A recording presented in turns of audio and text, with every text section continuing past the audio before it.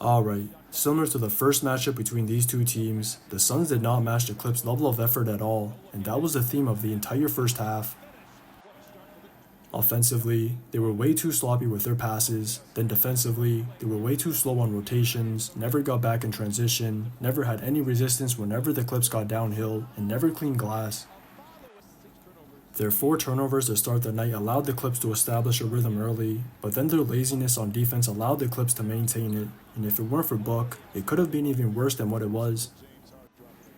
He finally got back to his middies again, instead of only chucking from deep, and even though his whistles were just a byproduct of him being more aggressive. When he plays for easy ones first, that's when his 3-ball unlocks, and it's no coincidence by doing that, he dropped a casual 40-ball on the night. I'm assuming it must have been the headband cutting off the blood circulation to his brain or something, because it took him too long to realize this, but at least he's still been making the right passes every time he came off a screen, and that was a main theme of the team's ridiculous shooting in the third. All of them were getting whatever they wanted whenever they came off a screen, and they were all running out on every stop, so that rhythm was established quick.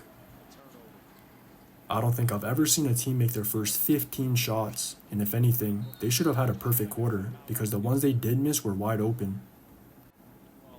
But just off the obvious momentum shift throughout, it was inevitable for the Suns to eventually take control of the game in the fourth, because the Clips were on their heels all quarter, and the Suns just continued pushing the ball off their stops for more lays or more trays.